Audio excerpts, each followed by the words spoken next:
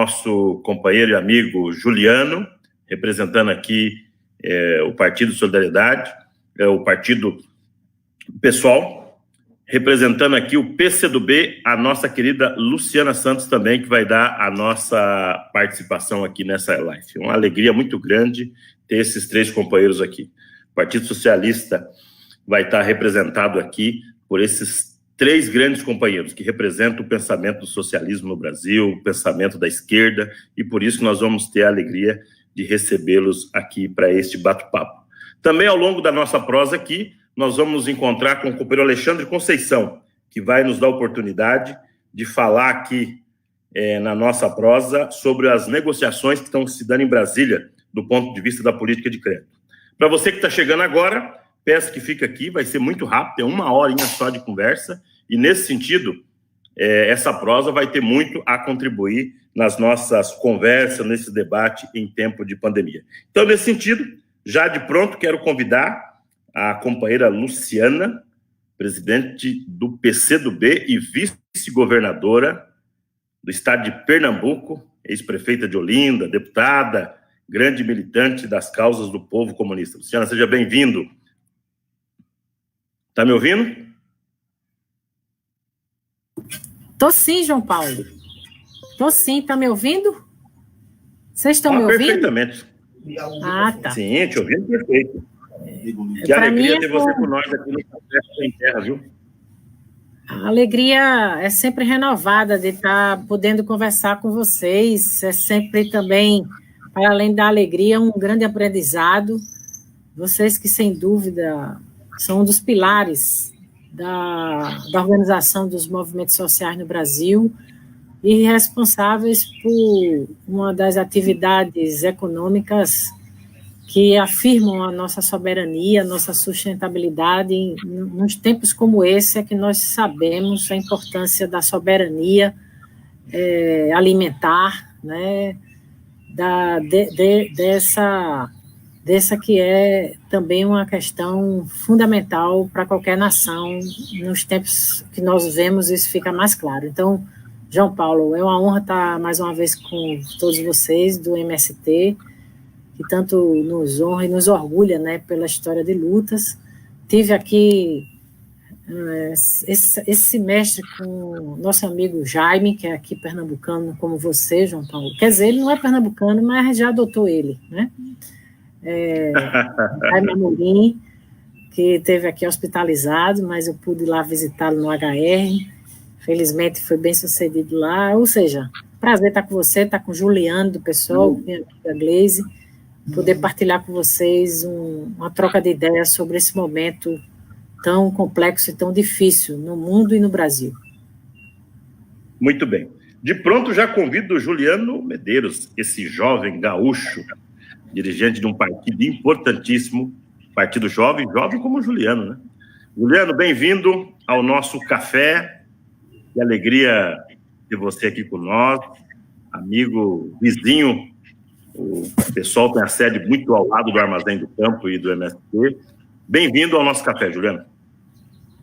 Obrigado, meu irmão João Paulo. Um prazer estar com vocês aqui. Deixar um abraço especial também para nossa querida Luciana Santos, vice-governadora de Pernambuco, dirigente desse importante partido, que é o PCdoB. E agradecer também a oportunidade de compartilhar um pouco com vocês o que o pessoal está avaliando desse momento tão grave, tão complexo, né? Uma realidade que, claro, arrebata todos nós, do ponto de vista pessoal, que todos nós estamos vivendo o que é uma pandemia na pele, né? Tendo que enfrentar as novidades que uma situação como essa traz, e também, claro, mais importante, pensar em quem está desprotegido, em quem está mais vulnerável, sejam os trabalhadores e trabalhadoras da saúde, sejam os trabalhadores e trabalhadoras dos serviços essenciais, e sejam o enorme contingente de trabalhadores e trabalhadoras que teve que se afastar das suas atividades e que até agora não teve, por parte do governo Bolsonaro, a resposta necessária para poder atravessar esse momento difícil nas melhores condições possíveis. Então, também é uma oportunidade para a gente falar um pouquinho aqui de como a oposição está enfrentando esses desafios e apresentando as suas propostas, as suas saídas para defender quem mais está vulnerável diante dessa pandemia, meu amigo. O nosso café chega para a prosa, tu já está online aí? Será de alegria receber a presidente do Partido dos Trabalhadores. E lembrando a todos que estão nos acompanhando até que a presidente Gleisi chegue, essa semana, ainda amanhã, às 18 horas, nós vamos ter aqui uma live, ou seja, uma conversa ao vivo com o presidente Lula e vários convidados. Eu não posso contar para muita gente, só vou falar para a Luciana e o Juliano, que já está aqui, e tem uma possibilidade, inclusive, do Chico Buarque lá dar um oi para nós na live, viu? Só vou falar para vocês dois que estão nos acompanhando, viu? Então, ainda é um componente de surpresa, mas amanhã às 18 horas, que é quando tem o dia 17 de abril, que é justamente o 24 ano do massacre de Eldorado dos Carajás. Vamos conversar com o presidente da CONTAG, ex-presidente da FETRAF, vamos conversar também com a turma da saúde, o companheiro João Pedro Stede vai estar por aqui. Então, vai ser quase, Luciana, um alô presidente do Chaves, lembra? Que é aquela quantidade de pessoas que participavam das lives deles todos os domingos, que nós vamos fazer amanhã, no dia de amanhã. E na segunda-feira nós vamos conversar com o povo do direito. O governador Flávio Dino vai estar com nós aqui, o Marco Aurélio, que é jurista, e a Carol Proner. Vamos falar um pouco sobre os direitos dos trabalhadores em tempos de crise, em tempos de pandemia. Me parece que a Gleisi não está ainda conectada, então quero muito agradecer quem está no... Opa, chegou a presidente, tudo tem muito mais conhecimento no assunto. Então, nós estamos treinando aqui, apanhando bastante com as tecnologias, mas é um jeito de se comunicar com a nossa militância social. Gleisi, seja bem-vinda. Dá um oi para o nosso povo que já está acompanhando nós aqui nas redes. Obrigada, João Paulo. Oi, Luciana, Juliano. Desculpa a demora aí, mas eu tive um problema com a minha senha do Facebook. Não entrava com a senha, aí tive que trocar. Então, também me perdi um pouco aqui com a tecnologia. Mas é um prazer muito grande estar com vocês e com todos que estão nos acompanhando aí nesse café com MST. Muito bem. Quero fazer um agradecimento especial a todas as redes sociais que estão nos replicando, em especial as redes sociais do MST, mas também o Brasil de Fato, as redes do PSOL, do PCdoB, as redes do Partido dos Trabalhadores do PT, TVT, enfim, tem muita gente aí no país todo que está curioso para saber o que esses três grandes partidos estão elaborando e discutindo sobre a conjuntura. Quero dizer para vocês três que estão nos acompanhando aqui, nesse espírito de fazer essas conversas coletivas, Luciana, Juliano e Gleisi, o MST está com três grandes eixos de questões que nós avaliamos que são importantes para debater com o nosso povo. O eixo número 1 é o que nós estamos chamando do isolamento social e produtivo. No caso dos camponeses, é muito importante que nós ficamos em casa, mas que continuamos a produzir nessa conjuntura, que possamos garantir que tem alimento e para a nossa família, mas também para a solidariedade e para as vendas das políticas públicas. O segundo grande eixo nosso é lutar para que o governo libere o PAA para a gente poder vender o produto que nós já temos nos assentamentos. Vocês sabem que a Conab não tem estoque nenhum de produtos e hoje o único produto que tem, que pode vir a ser para a nossa alimentação da sociedade, estão com as redes de supermercado das transnacionais, com o agronegócio e com a agricultura familiar. E nós, como parte dessa agricultura familiar, assentada de reforma agrária, queremos de pronto colocar à disposição a produção que nós temos para que a nossa turma tenha acesso e assim por diante. O terceiro eixo é lutar pelo um plano safra emergencial que nos permite plantar no campo, não só emergencialmente, mas para nós chegar em outubro ter produto, final do ano, dezembro, sem que fique refém da especulação do grande capital e do agronegócio. A quarta frente nossa é o que nós temos feito essa semana, que é a política de solidariedade. Nós aprendemos com os cubanos, e eu tenho falado isso várias vezes, que solidariedade não é dividir o que sobra, né? É dividir o que tem. Então, nós estamos dividindo o que tem no país inteiro. Essa semana, nós já vamos chegar em 24 estados que nós estamos fazendo doação de alimento. Em todas as capitais, nos próximos assentamentos, e achamos que isso tem que ser um gesto de toda a esquerda, um gesto de nós dividir o que tem nas suas mais diferentes áreas.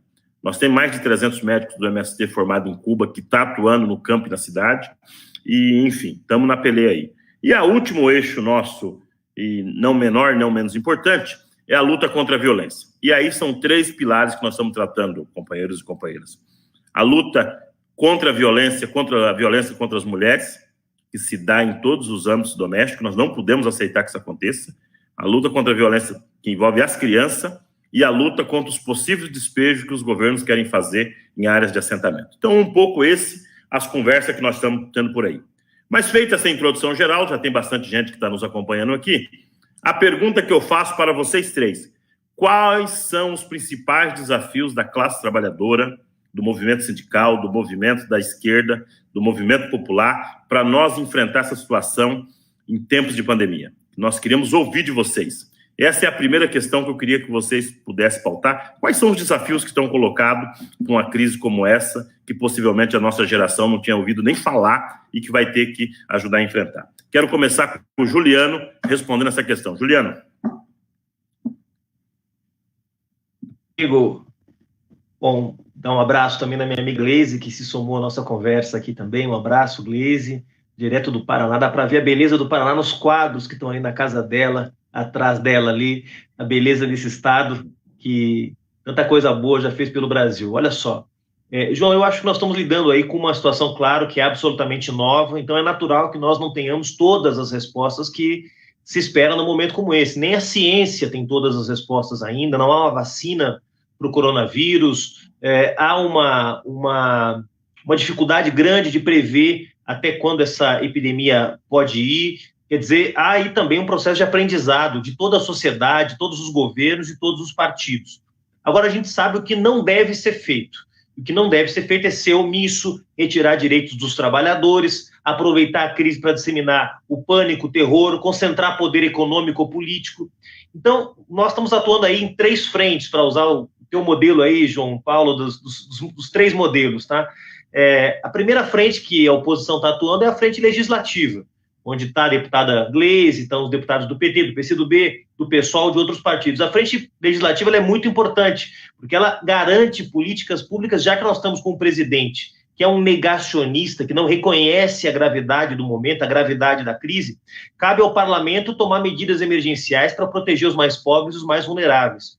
Então, a oposição apresentou uma série de propostas. Só no caso do PSOL foram mais de 50 proposições legislativas que nós apresentamos para cuidar das mães solo, para cuidar dos trabalhadores informais, para cuidar dos moradores de rua, para cuidar da população carcerária, aquelas pessoas que o governo Bolsonaro já demonstrou não ter qualquer preocupação. Esse é um fronte muito importante, com algumas vitórias, a principal delas, a renda emergencial, foi aprovado com empenho, com a mobilização da oposição e dos movimentos sociais, um papel decisivo do MST, da Frente Brasil Popular, e, claro, também com derrotas, como foi, pelo menos nessa semana, a aprovação da carteira verde e amarela, a proposta de campanha do Bolsonaro, encampada pelo Rodrigo Maia, pelos partidos do Centrão essa semana. Então, essa frente, a frente legislativa, ela é muito importante, a gente tem vitórias e tem derrotas, vocês sabem, a oposição só tem 135 deputados, mais ou menos, deputados e deputadas de 513, então a gente não tem maioria para aprovar nossas posições, e vamos construindo, através da pressão popular, de acordos políticos, de diálogo, a aprovação de medidas que são benéficas para a maioria do povo brasileiro. O segundo fronte de batalha é o fronte judicial. Nós temos que estar toda hora provocando o judiciário, há várias ações do PCdoB, do PT, do PSOL, ações que nós assinamos em conjunto, provocando as instituições para que elas impeçam que o Bolsonaro e seus apoiadores, seus seguidores, governadores e prefeitos bolsonaristas acabem adotando medidas que são medidas irresponsáveis com a vida das pessoas, relaxando a quarentena, afrontando as recomendações da Organização Mundial de Saúde. Então, o fronte judicial também é muito importante. Nós entramos com várias ações jurídicas cobrando da autoridade judicial que impeça as barbaridades do Bolsonaro e atue naquilo que nem o Legislativo nem o Executivo podem atuar. E o terceiro fronte, para terminar essa primeira contribuição, João Paulo, Gleise e Luciano, é o fronte político. Quer dizer, há um descontentamento crescente na sociedade contra o governo Bolsonaro, e é preciso dar uma resposta a esse descontentamento. Há várias possibilidades que estão na mesa, a pressão pela renúncia do Bolsonaro, a pressão por um processo de impeachment. Hoje a oposição não tem maioria para tocar esse processo de impeachment, então ainda não estão maduras as condições, uma cassação da chapa Bolsonaro e Mourão. O PCdoB, o PT e o PSOL são signatários de uma ação jurídica eleitoral que corre no TSE denunciando os crimes eleitorais do Bolsonaro e do Mourão. Seria uma saída positiva porque devolveria a soberania nacional, a soberania popular, a prerrogativa de escolher de forma democrática um novo presidente, um novo vice-presidente. Ou seja, há muitas saídas, mas é importante que nesse momento, no fronte político, a oposição reafirme uma posição forte de repúdio ao governo Bolsonaro, se conectar com esse mal-estar que já chega a quase 40% dos brasileiros e das brasileiras, que acredita que Bolsonaro não tem dado a condução adequada para a crise que nós estamos vivendo. Então, também, além do fronte parlamentar legislativo, do fronte jurídico ou judicial, como preferimos, e do fronte político, trabalhar pela unidade sempre, claro, com os movimentos sociais, para a gente poder fazer avançar essa agenda da oposição, João Paulo.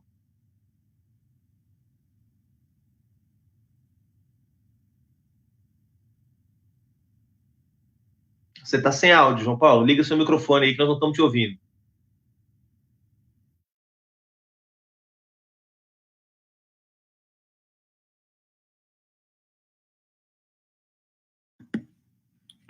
Agora sim, Juliano, muito obrigado. Já treinei aqui várias vezes aqui, mas não deu certo. Luciana, quais são os desafios que estão colocados para a classe trabalhadora? O que o PCdoB está elaborando? O que o Partido Comunista avalia que são as principais tarefas que estão colocadas para nós no dia de hoje?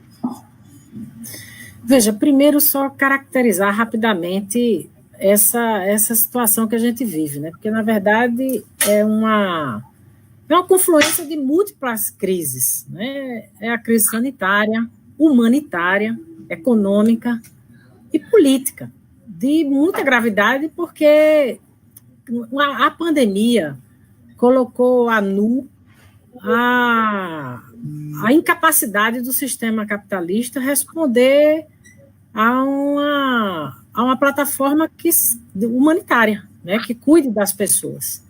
Então, o que você assiste é a demonstração cabal de que esse conceito de Estado mínimo para o povo e máximo para o rentismo e para a ciranda financeira, ele não serve para nenhuma nação. Hoje nós estamos atrás, o mundo todo, que fala tanto da globalização, da paz, da harmonia entre os povos, o que nós estamos vendo hoje é uma guerra, não é? Uma guerra pelos EPIs, uma guerra pelos respiradores, uma guerra, um país, ele fica como foi o caso, por exemplo, dos Estados Unidos, que ficou com os equipamentos que a Bahia comprou da China, a Turquia, em tudo que é lugar do mundo, e eles na contramão da agenda liberal.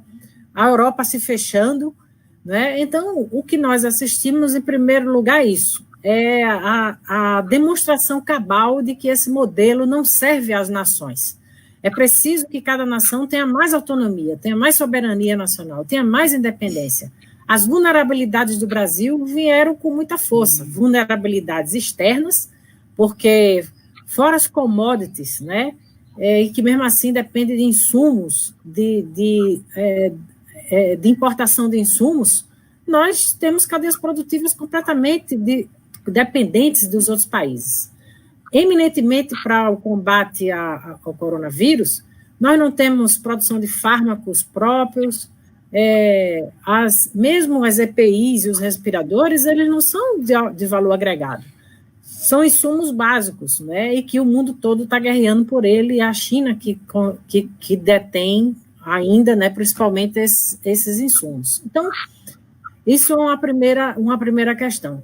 Do ponto de vista nosso, é também uma demonstração de que a política econômica Guedes-Bolsonaro, ela criticou o SUS, né, desmontou o SUS, acabou com os mais médicos, disse que o orçamento não cabia, as políticas públicas sociais não cabem no orçamento. Então, foi uma sequência de medidas que colocou a gente ainda mais na cadeia do mundo todo, de maneira mais débil diante dessa pandemia. E em situações como essa, é preciso deter e barrar a insanidade, a irracionalidade de Bolsonaro. Ela é muito perversa, porque ela pega exatamente naquilo que o mundo todo, as experiências exitosas e a ciência está dizendo que precisa do isolamento social. Então, ele faz uma lógica perversa na linha de manter a sua estratégia principal. A estratégia dele principal é dizer que ele é o antissistema. Então, ele é contra a decisão do Congresso, ele é contra a decisão do Supremo, ele é contra principalmente os governadores e prefeitos que estão matando no peito o controle dessa pandemia. Eu aqui, junto com o Paulo Câmara, a gente vê o dia a dia. Nós conseguimos, chegou nos primeiros dias, essa semana que chegou 100 milhões, mas até então só tinha chegado 19 milhões de dinheiro novo para a saúde. Então, você tem os governadores batendo no peito, né, procurando chegar a EPI, procurando chegar a leito, chegar máscara para os servidores da saúde, procurando chegar à proteção social, e as nossas bancadas dos nossos partidos de oposição lá tentando dar velocidade, porque a doença não para, ela é veloz, tentando dar velocidade para ter dinheiro para a proteção social dos mais vulneráveis. E o criminoso do presidente da República, ele simplesmente faz um contraponto entre o isolamento social e a economia, fazendo um tipo de apelo perverso, porque é claro que milhões de brasileiros, eles trabalham de manhã para poder comer à noite, e ele se dirige a esse público colocando uma contraposição. O que nós estamos dizendo é que nem falidos, nem falecidos. Nós estamos preocupados com a economia, por isso que tem que socorrer o médio, o pequeno, por isso que tem que ter a proteção social, e foi isso que fez a nossa bancada, que apresentou a proposta de salário mínimo, que acabou sendo votado 500, 600 reais, mas, na verdade, é preciso que se diga que o governo federal queria dar 200 reais a proteção, e todo mundo sabe o que é que está fazendo a dificuldade para chegar no bolso das pessoas esse recurso. Essa semana a Câmara, Gleisi está lá, aprovou o socorro aos estados e municípios. O Guedes está dizendo que vai vetar, que são exatamente os estados e municípios que estão procurando fazer o enfrentamento. Então, é preciso deter e barrar. Você vê, há um levante federativo, há uma crise federativa ainda mais acentuada em momentos como esse, e nós precisamos exatamente garantir que as medidas que estão sendo montadas, elas aconteçam. Então, os desafios são socorrer as pessoas da proteção social, aqueles mais vulneráveis, aqueles que dependem da circulação para poder sobreviver, socorrer as pequenas e médias empresas, inclusive com apoio direto para pagamento de salários, já que a gente conseguiu derrotar a intenção de Bolsonaro de suspender contratos por 4 meses, não é? Que foi a tal da medida provisória da morte, e nós precisamos garantir o isolamento social, a solidariedade, que é decisiva em momentos como esse, as pessoas poderem criar formas, mecanismos, utilização das redes sociais para poder chegar junto das pessoas, para evitar os saques, né, evitar a fome, e ter medidas que garantam que a retomada da economia pós-pandemia possa acontecer com apoio direto na indução de reativar a economia brasileira. Então, é a negação explícita desse roteiro do Estado mínimo e colocar as riquezas que são do povo a favor de proteger a vida e proteger o emprego e o trabalhador. Muito bem. Agora está o microfone ligado, né, Juliano? Está me ouvindo, né? Mas, para quem está entrando agora aqui no nosso Café do MST, quero muito agradecer a presença de cada um de vocês. Eu sou João Paulo Rodrigues, de Coordenação Nacional do MST, e hoje nós estamos fazendo um bate-papo bem bacana político com a representação dos nossos grandes partidos, Partido dos Trabalhadores, o PSOL e o PCdoB. Então, esses 3 representantes aqui, que são os presidentas do partido, estão conosco.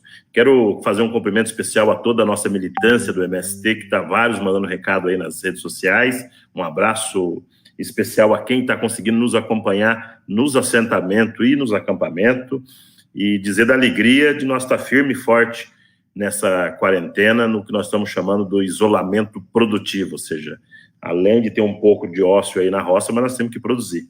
E esse bate-papo tem como objetivo nós ir trazendo os grandes temas da política e o que a esquerda brasileira está conversando, está elaborando.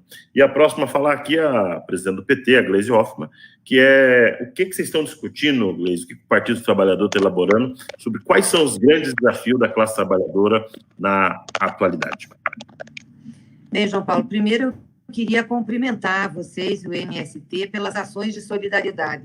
Eu acompanhei de perto a ação lá no Paraná, as toneladas de alimentos que foram entregues as pessoas, distribuídos. É uma ação muito legal essa, que mostra a produtividade que tem os assentamentos, portanto, desmistifica aquela ideia, né, que sempre querem criar sobre os movimentos sociais, em especial sobre o MST. Então, mostra a importância que tem na produção e, sobretudo, a solidariedade num momento como esse. Então, parabéns a todos os produtores, aí, a todos os assentados, acampados da reforma agrária, que é uma ação muito bonita. E o que nós estamos discutindo vai muito em linha ao que a Luciana e o Juliano já falaram. Numa crise como essa, o principal esforço que nós temos que ter no primeiro momento é salvar vidas.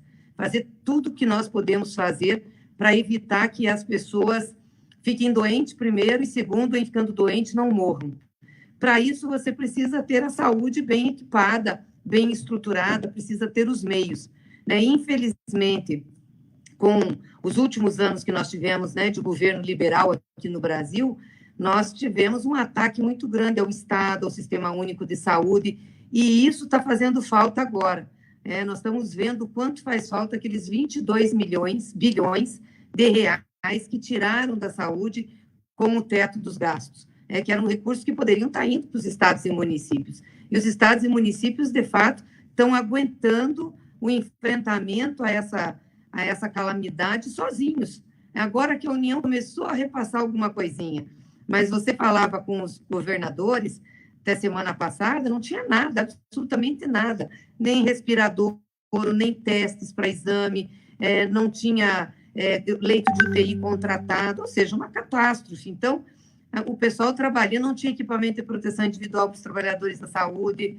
Então, quer dizer, quando nós começamos a avaliar a crise e sua dimensão, a primeira coisa que nós fizemos foi mobilizar toda a nossa militância da área de saúde, dos nossos ex-ministros técnicos, junto com o pessoal também do PSOL, do PCdoB, de outros partidos, e fizemos uma grande ação para tentar mostrar o que precisava ser feito na área de saúde. Então, essa questão de salvar vidas e mostrar para as pessoas o problema que é esse vírus e, portanto, o cuidado que as pessoas têm que ter, a quarentena, né, o isolamento social, é muito importante. Só que nós estamos trabalhando, ao mesmo tempo, contra a corrente, porque o presidente da República vai às ruas e diz que não precisa, que o Brasil não pode parar, numa tremenda irresponsabilidade. E o que nos preocupa agora nessa área do salvar vidas e da saúde é exatamente a falta de testagem que o Brasil está tendo. Teste sobre a doença. Nós somos o país que menos tem testado, né? Não chega a 300 testes por milhão. Pra ter ideia, Estados Unidos faz 7 mil por milhão, Alemanha 15 mil, e nós apenas 300. Então, isso está dando subnotificação, ou seja, tanto da doença quanto das mortes. E tem crescido causa mortes por outras razões, como, por exemplo, na questão respiratória, deficiência aguda respiratória. Enfim, a gente teme que esse maquiamento por falta de testagem leve o Bolsonaro a efetivar o seu discurso político de que isso era uma gripezinha, isso não ia afetar as pessoas. Então, a gente tem que desmascarar isso, tem que denunciar, tem que perguntar por que o Ministério da Saúde não colocou em prática os testes, por que demorou tanto. Então, essa é uma área que a gente tem feito muitos projetos, atuado muito com os partidos, nossos governos têm atuado bastante, e também toda a nossa militância da área de saúde, o pessoal do SUS, que eu quero aqui cumprimentar, porque com toda a dificuldade estão enfrentando a crise. Acho que o segundo grande desafio é garantir a renda para as pessoas, né? Porque como você tem que fazer um isolamento, claro que ele não é total, porque você tem setores da sociedade que têm que funcionar, setores da economia, que são aqueles ditos como essenciais. Então, é garantir a renda para os setores que não são essenciais e garantir para os setores que são essenciais os equipamentos de proteção, né? Porque não pode pôr o povo para trabalhar sem equipamento de proteção. E para os que não são essenciais, garantir a renda. Por isso, esse projeto de renda foi importante. Nós queríamos um salário mínimo. Depois de um esforço imenso e de uma briga com o governo e com os setores na Câmara, conseguimos aprovar R$600 e R$1.200 para a mãe que cria sozinha os filhos menores. Então, foi importante. Agora, qual é o desafio que nós temos no quesito renda, proteger as micro e pequenas empresas, porque o governo não está liberando crédito, não está conseguindo fazer com que os bancos dê crédito. Então, não tem uma taxa de juros diferenciada, que, aliás, não podia nem ter essa taxa Selic, tinha que ser zero, não tem taxa diferenciada, não tem prazo, enfim, não está preocupado.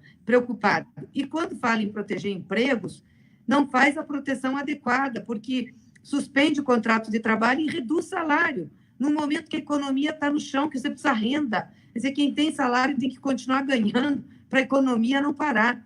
Então, o que vai parar a economia não é a quarentena ou não é o isolamento social, é as respostas que o governo Bolsonaro está dando a essa crise, de suspensão de contrato de trabalho, redução salarial, não garantir a renda aos mais pobres, demorar para repassá-la, não garantir recursos para a saúde. Essa é a tragédia do Brasil. Então, ele é o grande responsável pelo que está acontecendo. Ele é uma situação a ser superada. É isso que nós estamos conversando, não só dentro do PT, mas também com os outros partidos de oposição. Nós precisamos superar esse governo, essa política Bolsonaro, Guedes, ela não serve para o Brasil. Talvez uma das oportunidades que essa crise nos dê seja exatamente desembarcar do neoliberalismo. Mostrar o seguinte, olha, o Estado é importante, principalmente num país como o Brasil, precisamos fortalecer as políticas públicas e precisamos de um Estado forte. Essa política neoliberal que eles trouxeram não dá, não serve, né? É uma política para a morte, para a exclusão, e está mostrando agora exatamente a que veio nessa crise. O Estado brasileiro está tendo que entrar e tem que entrar e com muito dinheiro para segurar as pontas, tanto da saúde como da economia. E a questão da solidariedade, que nós estamos juntos aí, na Frente Brasil Popular, na Frente Povo Sem Medo, com os demais partidos, movimentos sociais, numa grande rede de ação solidária pelo Brasil, né, para tentar dar às pessoas não só a solidariedade material, mas também a solidariedade emocional, né? Essa questão da violência, por exemplo, que você falou, é muito grave, aumentou muito a violência doméstica nesse período de isolamento social. Então, nós estamos procurando fazer uma vizinhança solidária, né? Onde a gente tem militância, o pessoal ficar à disposição, deixar o telefone à disposição, conversar com as pessoas, enfim, ninguém se expor, mas fazer. Então, eu acho que esses são os principais desafios agora, né? Nesse momento da crise, e o depois é o desafio de desembarcar do neoliberalismo, sendo uma economia que ajude a maioria das pessoas e não apenas um grupo. Muito bem, obrigado, presidenta Gleice. Quero agora mandar um abraço aqui para o pessoal dos nossos Armazém do Campo, que estão nos acompanhando, pessoal do Armazém do Campo do Rio de Janeiro, um abraço a todos vocês que estão aí ao vivo, fazendo um bonito trabalho de garantir o armazém aberto, mesmo nesse período de quarentena. Um abraço ao pessoal do Armazém do Campo de Belo Horizonte, também firme e forte aí nos trabalhos, armazém aberto. Um abraço ao Armazém do Campo do Recife, que além de estar vendendo os produtos da reforma agrária, está fazendo um bonito trabalho com outras organizações progressistas da Frente Brasil Popular, Frente Povo Sem Medo, que é as Marmitas Solidária. Um abraço ao pessoal do Armazém do Campo do Maranhão, em São Luís do Maranhão.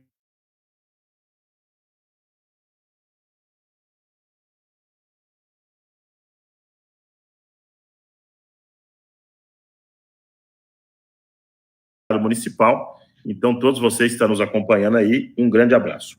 Indo já também quase do meio para o final do nosso programa, que aqui nós tentamos garantir que seja 1 hora só, eu tenho 2 questões que queria ouvir vocês também, que nós estamos discutindo aí no MST e nas 2 frentes, que são 2 questões que eu acho importantes. Primeiro, sobre o conjunto das políticas públicas que nós temos que brigar no Estado brasileiro. Além dos R$600, a garantia que o SUS funciona. Ou seja, como é que nós vamos assistir a nossa população com um governo fascista e neoliberal?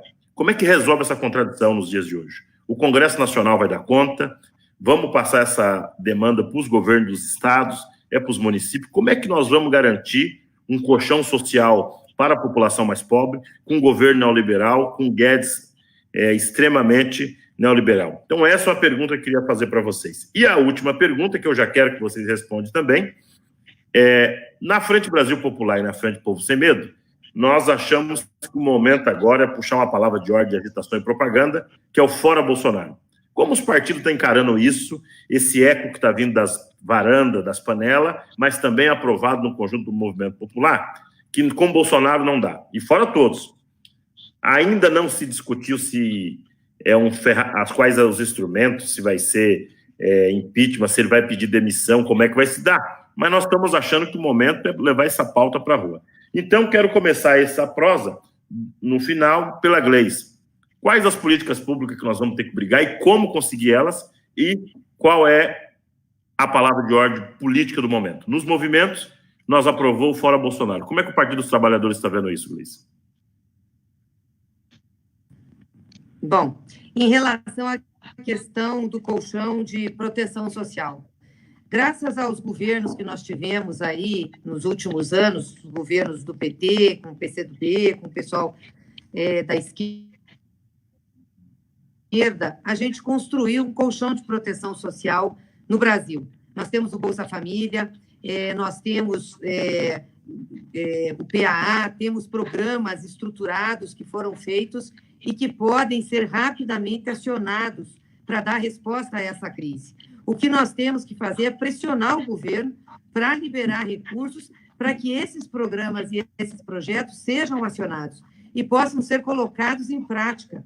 O Bolsa Família está aí, está funcionando, mas, obviamente, eles tinham barrado a entrada de muita gente, agora estão sendo obrigados a liberar. O reforço da renda veio, mas precisa aumentar isso, mas tem esses programas. E os estados e municípios também têm muitos programas de proteção social que precisam permanecer e os que estão mais fraquinhos precisam ser fortalecidos. Então, eu acho que esse colchão de proteção, a gente pode, sim, fazer com que ele revigore, que ele volte, né? Nós temos tecnologia social no Brasil instalada para isso, temos experiência da máquina pública, da burocracia pública, tem condições de fazer. Então, eu acho que o papel do Congresso Nacional é pressionar o governo a liberar recursos. E essa história de que não tem dinheiro é uma falácia.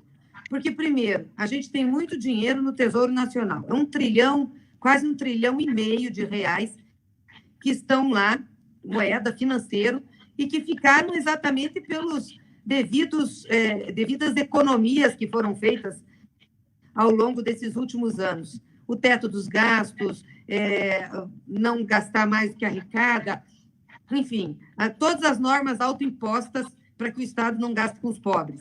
Aí isso fica lá, serve para negociação de dívida, dos títulos do Tesouro. Então, nós temos dinheiro, podemos gastar, não tem problema. E, se precisar, tem que emitir moeda.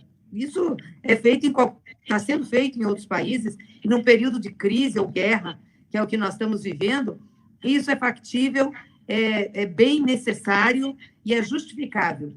Mas vai aumentar a dívida. Aumenta a dívida, mas a dívida, se ela for sustentável no tempo, não tem problema. Os Estados Unidos têm quase 2 vezes seu PIB de dívida. Por que o Brasil tem que ficar com uma dívida abaixo do seu PIB? Qual é a razão?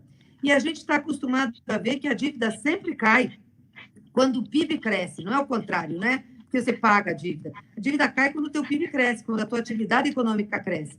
Como a nossa atividade econômica está péssima, e já estava péssima antes da crise, é por isso que a gente tem uma dívida grande em relação ao PIB. Então, nós defendemos emitir moedas, se for preciso, título de dívida e reabilitar todos os programas sociais que têm tecnologia para isso, que têm condições de fazer e tem uma grande rede. Em relação ao Bolsonaro, nós precisamos superar esse homem, não é possível, ele é o epicentro da crise. É um governo que não presta para o Brasil. Como disse o Juliano, nós temos 4 ações no Tribunal Superior Eleitoral pedindo a cassação da chapa Bolsonaro-Mourão, por todos os crimes que cometeram na campanha eleitoral. O TSE, num momento como esse, devia colocar em julgamento, porque aí a saída que nós teríamos para uma saída do Bolsonaro, para o Fora Bolsonaro, seria uma saída popular, de apoio, né, de eleições. Porque se for impeachment, não é um processo que passa pelo apoio popular, é um processo que leva uns 7 meses, 1 ano, e sempre é uma decisão por cima das forças políticas mais conservadoras que tem o poder de decidir. Não que a gente descarte essa possibilidade, mas, como já disseram aqui, isso precisa de uma construção política, e que não tem. A maioria do Congresso não quer fazer isso, né? Nós entramos, inclusive, também com uma ação, uma queixa-crime, junto com os partidos contra Bolsonaro. Uma queixa-crime por atentado à saúde pública, uma queixa-crime por ele incitar o crime, né, para as pessoas se exporem, enfim, pela irresponsabilidade dele. Quer dizer, se houvesse compromisso do Ministério Público Federal, essa queixa-crime já teria sido remetida ao Congresso, que teria que autorizar a investigação do Bolsonaro, afastando-o imediatamente. Mas também não tem esse entendimento por parte do Judiciário. Então, nós temos que construir com a sociedade, mostrar à sociedade quem é Bolsonaro, dizer à sociedade o que significa esse homem, para que nós possamos superá-los. Eu acho que o movimento social, as frentes Brasil Popular, Frente Povo Sem Medo, tem todo o direito de ter uma palavra de ordem, de agitação, de propaganda. Fora Bolsonaro é uma palavra que se encaixa nisso. Nós apoiamos os movimentos nesse sentido e estamos com os demais partidos construindo condições políticas para uma saída o mais rápido possível de um governo que é um governo que expõe o povo brasileiro, destrói o país, né, e acaba com o respeito que o Brasil tem no mundo. Então, é uma tragédia o que nós estamos vivendo hoje no país, e eu espero que a gente possa avançar para superar essa situação.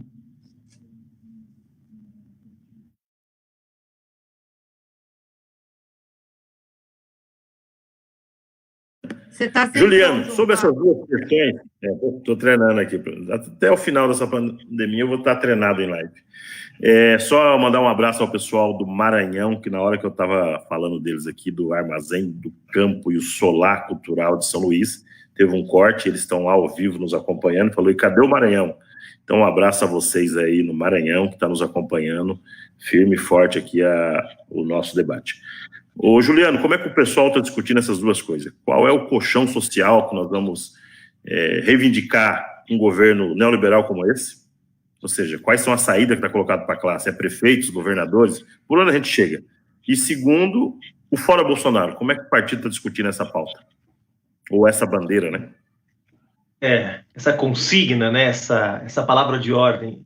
Bom, primeiro, começando pela primeira questão, João Paulo, acho que a Gleice colocou já um pouco do que a oposição está acumulando. Não dá para esperar que os municípios e os governos estaduais, com o tamanho da crise fiscal que esses entes federativos enfrentam nos últimos anos, deem respostas. É claro que o tratamento que tem sido dado pelos governadores, pela imensa maioria dos governadores e prefeitos, tem sido muito melhor que aquela dispensada pelo Bolsonaro, por uma razão simples. Esses governadores e prefeitos, não só os da oposição, mesmo governadores e prefeitos da centro-direita, da direita tradicional, que seguem as orientações da Organização Mundial de Saúde, terão, evidentemente, resultados muito melhores no combate à epidemia, né? Daí a que isso signifique que a responsabilidade pelo combate à epidemia e a proteção dos mais vulneráveis deva ser de integral responsabilidade dos governadores e dos prefeitos, seria pedir um pouco demais. Como eu disse, esses entes federativos, prefeituras, governos estaduais, vivem também uma crise já há muito tempo. Uma das razões principais é porque a União acaba concentrando lá no topo boa parte da riqueza que é convertida em impostos no Brasil, dentro de um pacto federativo absolutamente injusto e desigual. Por isso que é importante cobrar das instituições federais condições para poder proteger os mais pobres e os mais vulneráveis. A aprovação da renda emergencial foi muito positiva, tem efeitos práticos, mas tem também efeitos simbólicos. Mostra que quando o governo quer atuar para defender quem mais precisa, o governo, as instituições, né? Não estou falando do governo Bolsonaro, porque esse não tem feito praticamente nada, mas quando as instituições da República se movimentam para defender os mais pobres de forma a construir, a partir da demanda da sociedade, políticas de proteção social, elas podem ser implementadas. Quer dizer, imagina o seu Rodrigo Maia, o seu Paulo Guedes, que até outro dia estavam dizendo impossível garantir reajuste de salário mínimo em melhores condições, agora aceitando a aprovação de uma renda emergencial de R$600, o governo Bolsonaro que tinha proposto 200 e o próprio Rodrigo Maia que tinha proposto 500. Então, já avançamos em relação à proposta inicial, muito pela pressão dos movimentos sociais e da oposição de esquerda e centro-esquerda. Então, eu acho que é importante a gente pressionar o poder público. A Gleisi citou algumas medidas possíveis, emissão de moeda, o Estado soberano tem essa prerrogativa, os países da Europa não podem sair emitindo euro, a gente pode aqui no Brasil, sim, fazer isso como um dos mecanismos, não o único, é claro, isso poderia gerar uma complicação monetária no curto prazo. Tem as reservas do Tesouro Nacional, 1,3 trilhão de reais que poderiam ser usados, e mesmo uma folga que a gente tem ainda para algum tipo de uma margem de endividamento razoável e racional que ainda pode ser implementada. Então, política para garantir que o Estado proteja os mais pobres e os mais vulneráveis não falta. E tem uma campanha muito importante que os movimentos sociais desataram essa semana, que não vai ter um impacto no curto prazo, porque tem que respeitar o princípio da anualidade dos impostos, que é a campanha pela taxação das grandes fortunas. Veja, esse novo imposto que foi aprovado pela Constituição Federal em 88, que deveria ser regulamentado pelo Congresso Nacional e que nunca foi regulamentado pelo Congresso Nacional em nenhum governo que já existiu nesse país, é uma medida com potencial muito positivo sobre as finanças públicas para ajudar o Brasil a se reconstruir. Ele não vai ter impacto imediato, mas nós vamos precisar de dinheiro no dia seguinte para reconstruir a economia no Brasil. E como é que faz isso? Com essa política austericida e irresponsável do Jair Bolsonaro, do Paulo Guedes, do Rodrigo Maia. Você precisa ter fontes adicionais. E o ambiente na sociedade está favorável para fazer avançar essa medida. Então, eu acho que é uma boa iniciativa dos movimentos sociais que tem o nosso apoio. Para terminar, João Paulo, Luciana, Gleisi, um tema mais político, que eu acho que é um tema que a gente tem que refletir. Porque, veja, nós estamos fazendo uma disputa na sociedade, estamos fazendo no parlamento, estamos provocando as instituições do judiciário, estamos tentando, na opinião pública, disputar uma ideia de que o neoliberalismo não é capaz de resolver os problemas do povo brasileiro e é preciso ter um projeto alternativo de fortalecimento do Estado, que coloque o fundo público a serviço das maiorias sociais, de desenvolvimento nacional associado com os países em desenvolvimento. Ou seja, nós estamos disputando na sociedade uma outra concepção de Estado e da própria sociedade. Então, nesse momento, é importante dizer aquilo que a gente não quer, expressar com todas as letras. O PSOL foi o primeiro partido da oposição a aprovar uma resolução em defesa do Fora Bolsonaro. O Fora Bolsonaro é suficiente para tirar o governo, para derrubar o governo? É claro que não. Ele é uma consigna política que busca conectar a oposição a um tremendo desconforto que está disseminado na sociedade brasileira. Sabe por que isso é importante? Porque se a gente não disser que a gente quer o fim do governo Bolsonaro, isso vai acabar alimentando ilusões em outros atores que estão jogando o jogo também. Vai ter gente que não quer o governo Bolsonaro e que vai começar a achar que o João Dória é um cara responsável porque segue as orientações da OMS. Vai ter gente que quer o fora Bolsonaro, mas como a oposição não faz nada, vai acabar acreditando que Luciano Huck, Rodrigo Maia e Davi Alcolumbre podem ser nossos aliados. Então, é importante, sim, que mesmo que não tenha uma eficácia imediata, não vai derrubar o governo, a oposição sair dizendo fora Bolsonaro, mas é importante para manter a nossa conexão com esses 30%, 40% de brasileiros e brasileiras que não querem mais saber do Bolsonaro e que daqui a pouco podem se iludir com projetos de centro-direita e de direita, porque a oposição ficou tímida nos seus posicionamentos. Então, eu acho que é válido, sim, é importante. É claro que a gente respeita o tempo dessa discussão em cada um dos partidos políticos da oposição. Ninguém está aqui para dizer que o PSOL é melhor do que ninguém porque aderiu ao Fora Bolsonaro, mas nós achamos que é uma consigna importante, que ajuda a gente a manter em movimento esse contingente enorme de brasileiros e brasileiras que já não suporta mais o governo Bolsonaro e que espera da oposição uma palavra firme de repúdio a tudo que está acontecendo. Obrigado. Luciana, antes de você responder, vou ver aqui o Alexandre Conceição, que é aí do Pernambuco, está online aqui, queria dar um informe sobre as negociações, e em seguida você já fala aí. Alexandre, está por aí? Dá um oi para nós. Oi, Alexandre está com uma vontade danada de estar em Olinda, viu, governador? Luciana, ele está numa quarentena. Ele está numa quarentena danada em Recife, mas a vontade dele está em Olinda. Tudo firme, Alexandre? Tudo firme. Tudo bom com a senhora? Tudo bem? Alexandre. Clay, João Paulo, como é que está? Tudo tranquilo? Estamos firme e forte. Alexandre, nos diga em 3 minutos, como é que está a nossa reivindicação para o campo junto ao governo federal? O que avançou e o que não avançou? Muito bem. A grosso modo aí, como todo mundo tem já analisado, os presidentes do partido, e nós temos feito essas análises também, mas é bom sempre reafirmar, né? O governo Bolsonaro, inclusive nas suas ações aqui em Brasília, tem sido um governo do enfrentamento da pandemia é um governo ultraneoliberal, ultrafascista. Ultraliberal porque, veja, todo recurso anunciado e aprovado e encaminhado, mais de 85% vai para o andar de cima e muito pouco para o andar de baixo. E aquilo que vai para o andar de baixo, até agora, não chegou na ponta. Ou seja, é um governo que está continuando a sua política ultraliberal no próprio enfrentamento da pandemia e fascista no ponto de vista de que não tem tomado as iniciativas, as orientações que a Organização Mundial da Saúde tem dado. Então, esse é um corte político importante que a gente tem dado. O segundo, aqui, João Paulo, acompanhando o Congresso Nacional, é que a presidência do Congresso, do Senado e lá na Câmara se veste de pele de cordeiro, se faz um bom discurso, de obedecer à Organização Mundial da Saúde, mas, ao mesmo tempo, todas as noites chamam pautas bombas, retirando o direito da classe trabalhadora. Então, é um absurdo o que tem acontecido do ponto de vista do Congresso Nacional.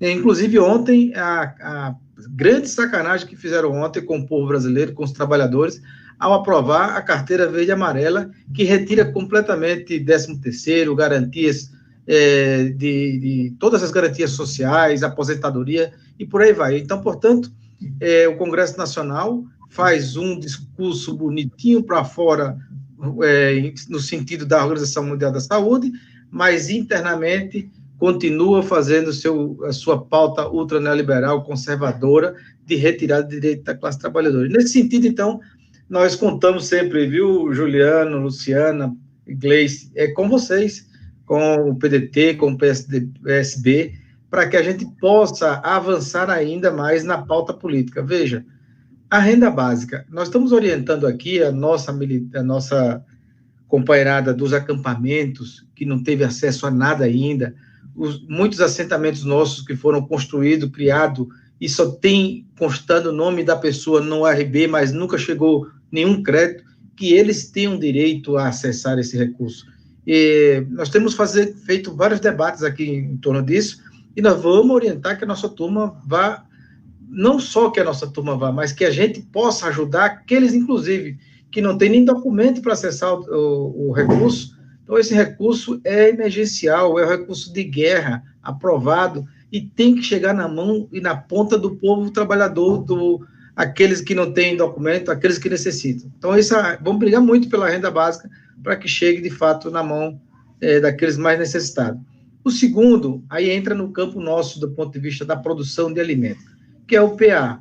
É um programa que foi constituído no governo Lula-Dilma, um programa de aquisição de alimentos que ele tem sido revolucionário do ponto de vista de organizar a produção, mas, ao mesmo tempo, depois do golpe para cá, nós estamos assistindo o desmonte completo desse programa. Veja, e nesse ano, presidentes, tem do recurso do orçamento 185 milhões intacto, que o governo ainda não mexeu, que poderia já estar na mão dos camponeses no Brasil inteiro, produzindo alimento para, inclusive, combater a inflação dos alimentos com a especulação do agronegócio e do supermercado, e produzir alimentos saudáveis que cheguem, de fato, na mão e na mesa dos trabalhadores. O segundo elemento, eu tenho dito por aqui com os nossos deputados e parlamentares, que a gente tem feito várias reuniões via esse aplicativo, é de que também o governo, ele anuncia muito e executa quase nada, principalmente quando é relacionado aos trabalhadores. Faz 15, 20 dias que a ministra Tereza Cristina anunciou 500 milhões para o PAA. Uma falácia até agora, porque nem sequer o comitê gestor do PAA, o Onyx Lorenzoni, nomeou ainda. Ou seja, esse PAA, que já poderia estar, inclusive, em execução, com os camponeses produzindo ainda mais alimento, com garantia da venda, da entrega desse produto, infelizmente está parado. E nós estamos articulando, viu, Luciana, aí com Orlando, com a Melchiona, aí, viu, e com o líder do PT, para que a gente brigue por esse recurso, faça uma reunião com o Rodrigo Maia, para que esse recurso, tanto os 185 como os 500 milhões, seja efetivamente posto em prática para poder a gente avançar nesse sentido. E, por último, então, 2 elementos finais.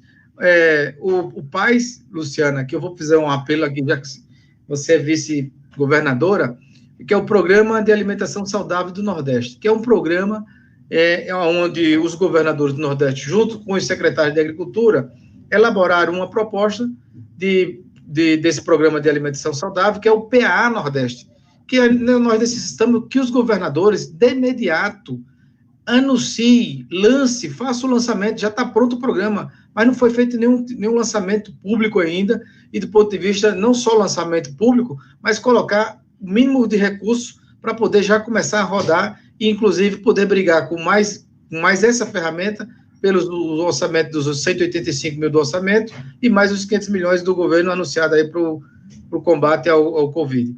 E, por último, as renegociações da dívida. Nós temos debatido aí com o Rogério Carvalho, com senadores que têm colocado emendas para que a gente possa aproveitar também esse momento e entrar na renegociação das dívidas do Pronaf, da agricultura familiar, que estão aí sofrendo todos os tipos de ameaças, inclusive do ponto de vista dos juros bancários, né? Então, a renegociação da dívida será importante também para que vocês, como presidente do partido, convoquem as suas bancadas junto conosco. Então, amanhã, inclusive, para vocês saberem, nós temos uma reunião com o Guimarães, que é o líder da minoria. Então, é importante que todos os partidos estejam presentes nessa reunião da minoria, para que a gente possa ir construindo essa pauta de avanço para cobrar do Estado, do Executivo e do Legislativo aquilo que é de direito da classe trabalhadora. O orçamento não pertence a Guedes, não pertence a Bolsonaro, o orçamento é público, pertence ao povo.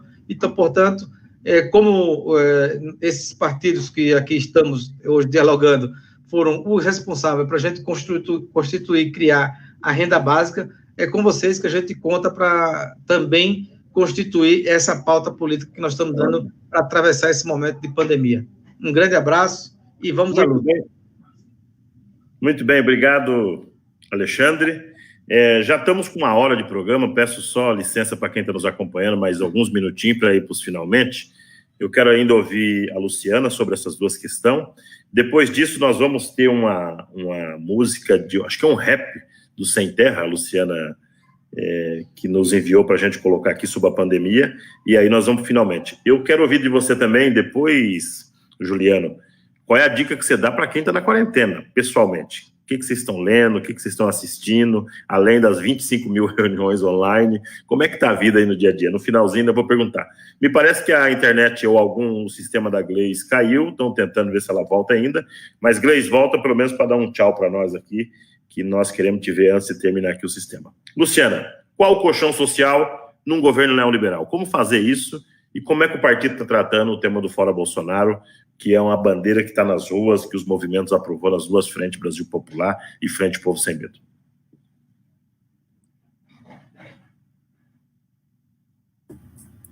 Luciana. Então, a luta da proteção social, ela é hoje... Oi, está me ouvindo? Tá me ouvindo? Sim, perfeito. A luta pela proteção social hoje, ela é associada à defesa da vida, né? São 2 coisas que não podem se separar. É por isso que, para além das medidas orientadas pelos cientistas, pela Organização Mundial da Saúde, e até mesmo pelo Ministério da Saúde, diferentemente do presidente, vai nessa linha de testes, de isolamento social, de leitos, e ela tem que estar diretamente associada ao colchão social. A defesa da vida é a defesa também do cidadão ter o direito a um prato de comida. É por isso que a oposição foi na frente com a proposição do salário mínimo, que resultou nesses R$600, isso para uma parcela da população, não atinge a quantidade de pessoas que vai ficar fora, né, do mercado de consumo, de qualquer bem de consumo. É preciso a garantia do emprego, é preciso que essas medidas para crédito fácil, até mesmo subsídio direto para o salário, não para exatamente o proprietário, mas para o salário, a manutenção do salário, ele exista como boa parte do mundo está fazendo. Os estados mais ultraliberais do mundo estão fazendo isso, que dirá nós que precisamos exatamente de um estado forte para poder fazer valer o direito básico de qualquer cidadão.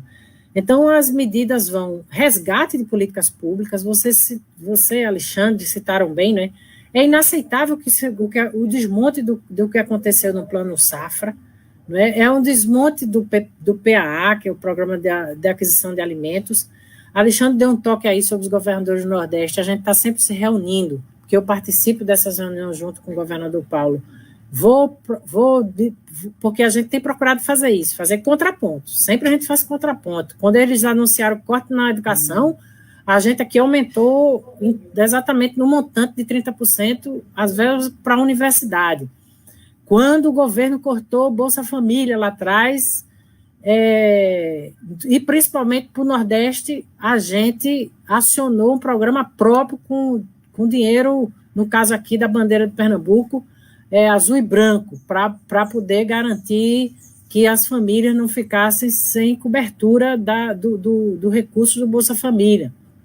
Assim, também quando a oposição derrotou o veto da política voltada para o BPC, que acabou que o presidente da República judicializou junto ao Tribunal de Contas da União. Ou seja, isso são medidas que a gente está fazendo de contraponto, e acho justa essa lembrança e essa reivindicação de Alexandre para que os governadores do Nordeste possam anunciar desde já o PAA no Nordeste, pelo impacto que isso tem numa coisa que é essencial, que é o abastecimento. Imagina se associado a isso a gente tiver um colapso no abastecimento de alimentos. Então, a gente tem que exatamente fortalecer aqueles que verdadeiramente produzem para chegar ao prato de comida, porque, afinal, 70% de rico ao pobre, como no Brasil, vem da agricultura familiar, e é preciso, portanto, que essa atividade econômica possa se fortalecer no momento tão adverso. Então, acho que proteção social, programas de renda mínima, como esses que a gente já conseguiu aprovar, e amplificação e retomada de vários outros que foram desmontados ou que estão numa velocidade baixa para de chegar ao bolso do cidadão. Entre eles, esse do Plano Safra.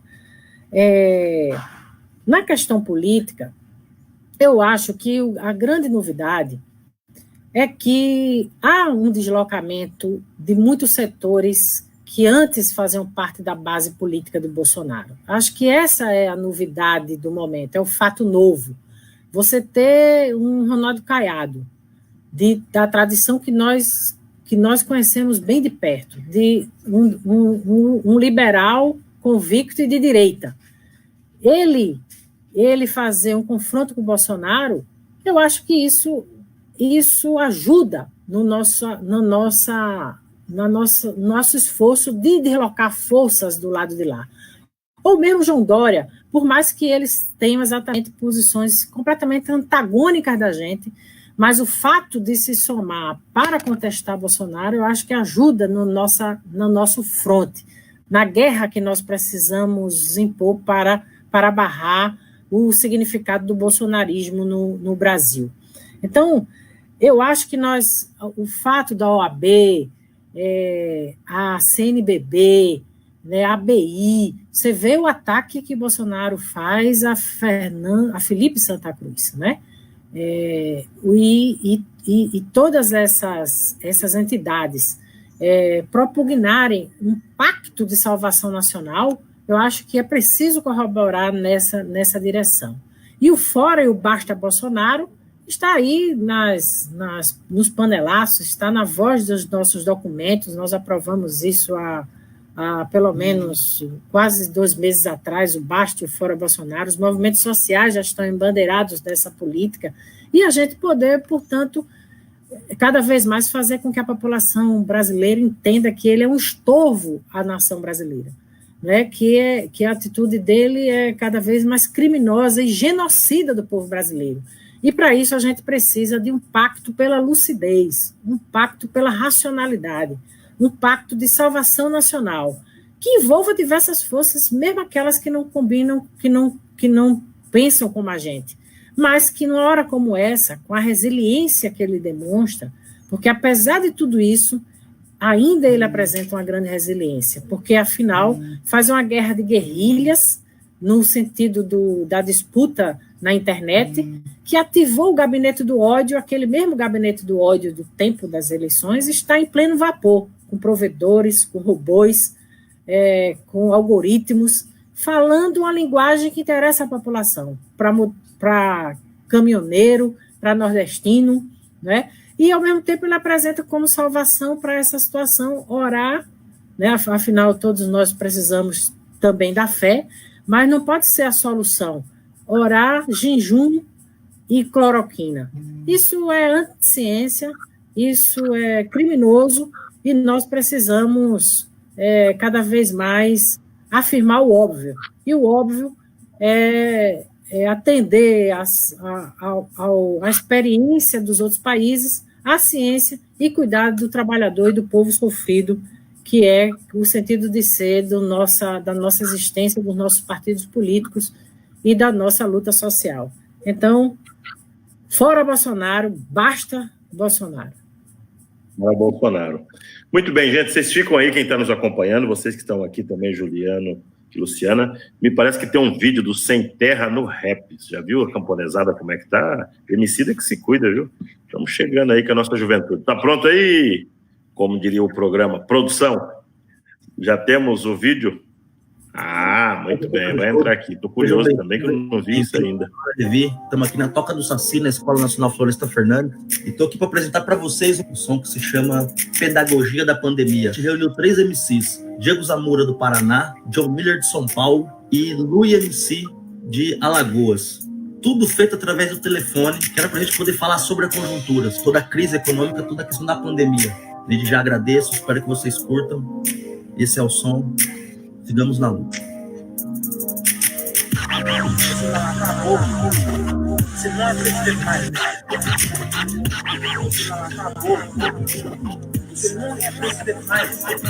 A luta continua, a guerra é feroz, eles têm poder letal, nós temos poder da voz que voa alto, da frente até a voz, deliciando a ganância dos paletós de nossos algozes, desigualdade social e tanto que atroz, gerado para sustentar riqueza de alguns, e já dizia que o sistema não é um por todos. Eles escravizaram para ser todos por um, conceito que detém a riqueza mundial, que oprime e perpetua regime colonial, transforma tudo que é coletivo em individual, e promove piormente extermínio global. Mata quilombola sem terra índio, porta da educação e optar, construir o presídio. O papel do Estado não seria dar o subsídio, é secundário, prioridade é o caso de genocídio. Em vários formatos agora é através de um vírus, presidente faz campanha genocida, é chamado bonito. Entre a ciência e o Bolsonaro, em qual eu acredito, no Cristo ele não resolve por tweet e grito. Foi na televisão falar que é histeria, que a quarentena atrapalha a economia, e o patrão protestou no carro importado, para que o trabalhador fosse contaminado, no próprio trabalho ou no busão lotado. Aperto pior para todos os desempregados, que trampa no informal, é louco do barato, 5 boca no barraco, espera pra encher o prato. Muita gente, pouco espaço e pouco arejado, alguns lugares que ainda não chegou água potável, higienização além das mãos ocorre, isso é fato. Limpeza social de favelado em favelado, sistema de saúde pra lá de precarizado, proposital para tornar o serviço do privado, profissionais atuam em situação vulnerável e salvam vidas mesmo estando nesse cenário. Isolamento é necessário para sobreviver, mas me diz como fazê-lo sem ter o que comer. A solidariedade entre nós Deus para vencer, e pode contar com nós do MST. Comida sem veneno para comer e para vender, para doar quem precisa e para defender a reforma agrária, agricultura familiar.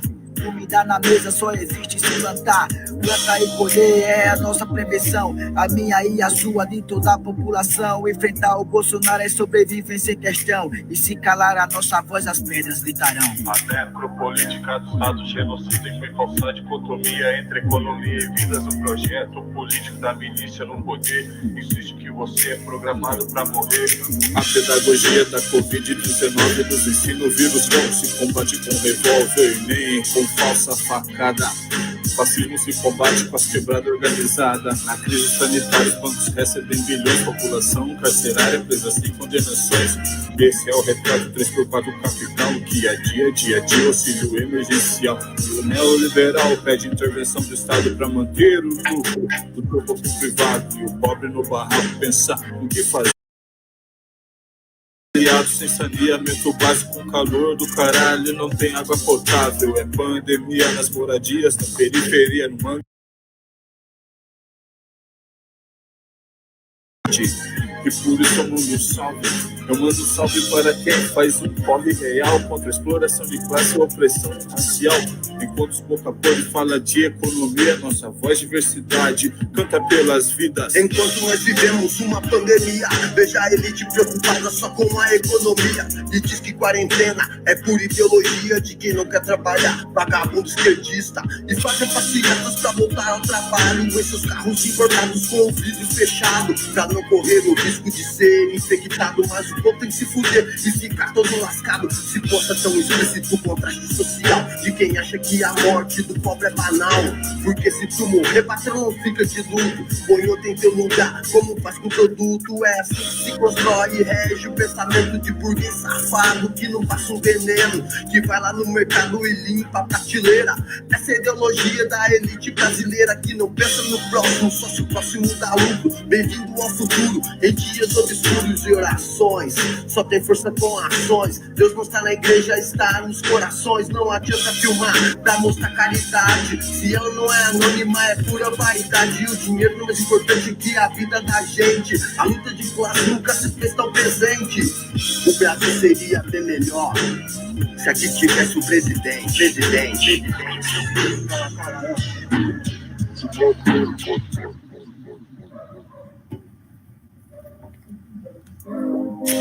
Bem, parabéns aí à nossa equipe e ao nosso coletivo de cultura. Está produzindo muita coisa ao longo desse período, inclusive nas noites, pelo menos umas 2 por semana, nós estamos fazendo ao vivo com os nossos cantadores que têm esparramado pelo país todo. Então, um abraço a todos os nossos companheiros do rap, ao Levi, lá da Escola Nacional, que está acompanhando. Luciana, o que você está lendo? O que você sugere para quem está dentro de casa, nesses últimos 2 minutinhos que nós temos aqui?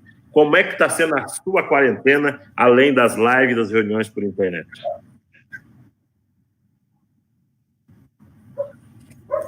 Então, eu achava que ia conseguir ter mais tempo para a leitura, mas estou agarrada aqui com 2 livros, o de Mariana Mazzucato, que é O Estado Empreendedor, e para equilibrar um pouco, também lendo poesia de Fernando Pessoa.